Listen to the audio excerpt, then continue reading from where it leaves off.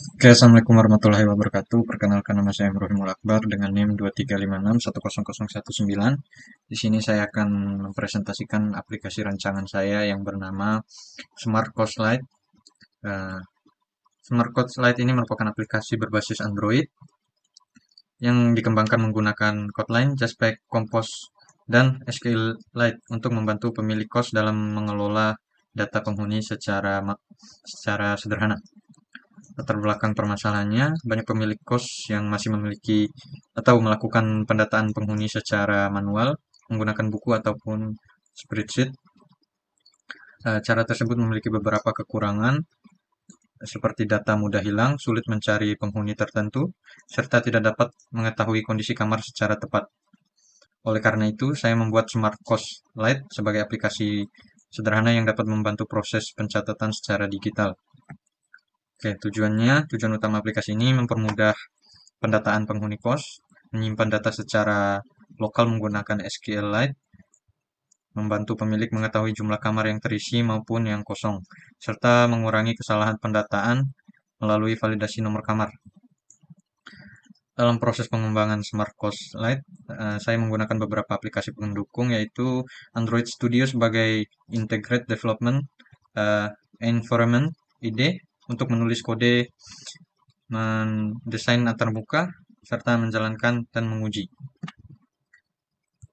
Selanjutnya, Kotlin sebagai bahasa pemrograman utama, Jaspek Compose sebagai framework UI, serta SQLite sebagai database lokal untuk menyimpan data penghuni sehingga aplikasi dapat digunakan tanpa koneksi internet. Oke, saya akan menampilkan aplikasinya.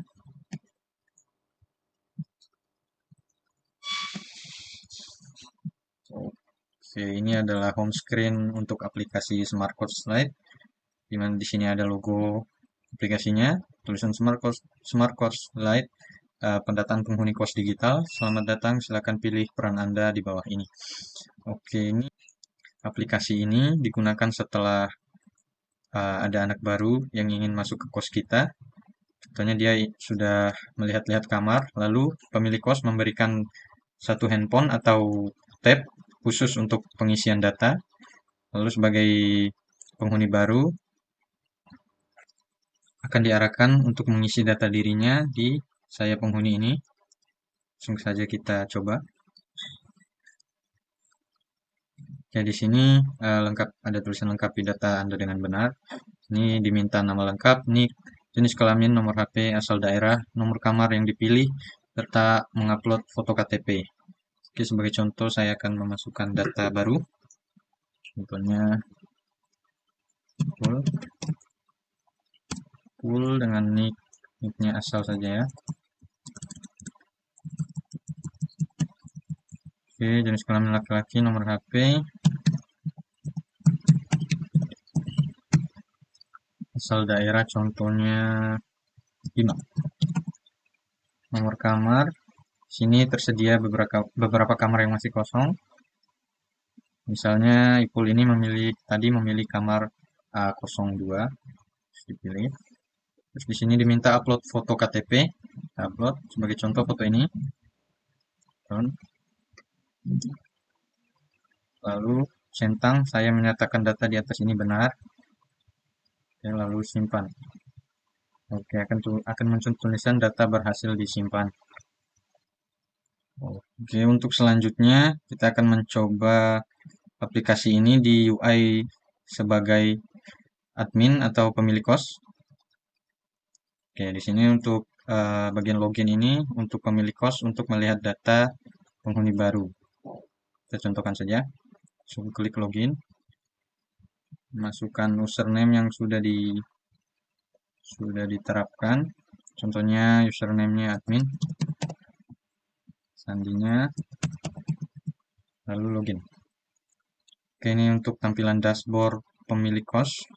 Di sini ada tampilan Smart Cost Lite dan tombol logout serta menampilkan total kamar yang terisi dan yang masih kosong. Dan status hunian, status kamar yang terisi. Untuk yang warna hijau ini adalah kamar yang sudah terisi. Untuk yang putih ini penanda kamar-kamar yang lain masih kosong. Dan di bawahnya ada pencarian penghuni, bisa mencari penghuni melalui nama, contoh Ipul. Oke. Sini kita bisa melihat data pengguna, tinggal diklik. Di sini muncul data-data yang telah diisi tadi. Tuh. Sini kita sebagai pemilik kos bisa mengedit data pengguna, contohnya ini. Contohnya saya ingin mengganti nama asal daerah, contohnya di Bali. Kalau kita update, oke, ini berhasil terupdate yaitu Bali. Oke, selain edit, kita juga bisa menghapus data pengguna. Sini ada tulisan hapus. Kita coba hapus. Nah, sebelum dihapus akan ada peringatan dulu yang muncul yaitu konfirmasi apakah Anda ingin menghapus penghuni ini. Karena saya tidak ingin menghapusnya, saya batalkan saja. Oke. Terus saya ingin menambah beberapa data lagi. Oke, di sini saya sebagai penghuni baru lagi yang memasukkan data yaitu nama. Kok nama? Namanya dong. Namanya Asep. Contoh ini 22222. Nomor telepon. Lalu asal daerah, contoh Kupang. Nomor kamar. Nah, saya akan mengambil nomor kamar 01. Terus upload KTP seperti tadi sebagai contoh. Oke, saya akan coba simpan. Nah, gagal menyimpan karena sebelum menyimpan kita harus mencentang saya menyatakan data di atas benar. Oke, lalu kita simpan. Oke, data berhasil tersimpan. Saya ingin menambahkan data satu lagi, contohnya Ciko, nik 333, sebagai contoh saja. Terus nomor HP,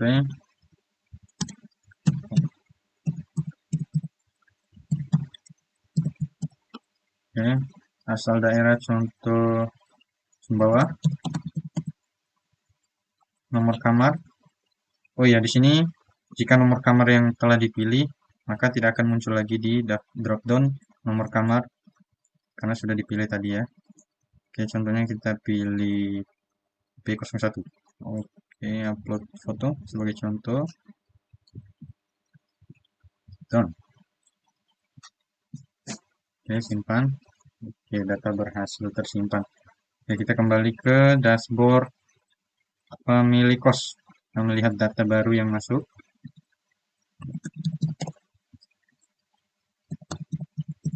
Sini username dan password nanti admin bebas memasukkannya.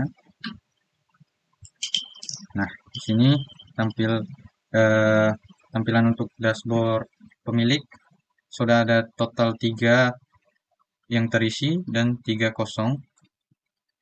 Status hunian 50%, 3 kamar terisi dan 3 kamar kosong. Nah, di sini yang hijau-hijau ini adalah kamar yang sudah terisi tadi dengan data-data baru dan masih 03 yaitu kamar A03, B02 dan B03. Nah, di sini pencariannya contoh saya ingin mencari Asep. Nah, akan muncul langsung data diri Asep. Selain pencarian, di sini juga bisa scroll. Ini saya akan scroll. Oke, di sini ya. Ini akan mempermudah pemilik kos untuk mengecek data-data penghuninya. Oke, kita coba logout. Oke, akan kembali ke halaman admin. Mungkin itu saja presentasi untuk aplikasinya atau rancangannya.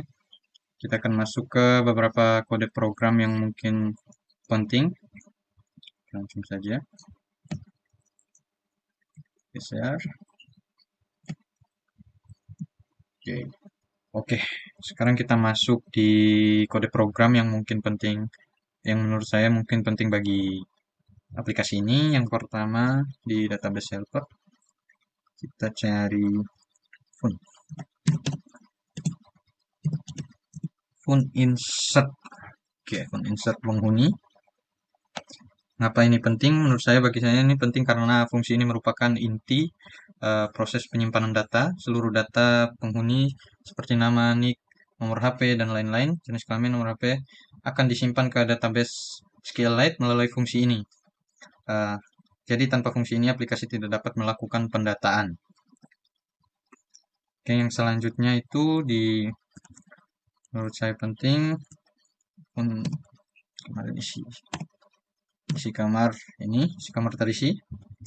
Isi kamar terisi mengapa penting? Ya karena ini salah satu logik bisnis utama pada aplikasi. Fungsi ini digunakan mengecek apakah nomor kamar yang dipilih sudah ditempati penghuni lain. Dengan adanya pengecekan ini, satu kamar tidak dapat dihuni oleh lebih dari satu orang. Oke, yang selanjutnya yaitu fun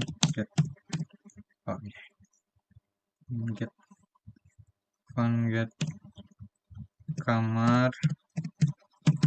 kamar kosong. Oke, yang ini juga menurut saya fungsi ini penting karena berpengaruh langsung terhadap kenyamanan pengguna. Fungsi ini mengambil daftar kamar yang kosong sehingga pada form input admin hanya dapat memilih kamar yang benar-benar tersedia. Oke, kode selanjutnya yang menurut saya penting yaitu di bagian login screen. Di bagian atasnya. Bukan di bawah. Di sini, di bagian sini tombol login. Di sini penting karena di sini admin atau pemilik kos bisa mengubah username serta password sesuai keinginannya. Oke, mungkin itu saja yang menurut saya penting. Oke, selanjutnya penjelasan aplikasinya. Untuk selanjutnya yaitu pengembangan. Karena aplikasi ini masih versi light, pengembangan selanjutnya yang dapat dilakukan yaitu autentikasi multi-user, sinkronisasi database online menggunakan Firebase, notifikasi pembayaran kos, manajemen data kamar yang lebih lengkap, serta laporan dalam bentuk PDF.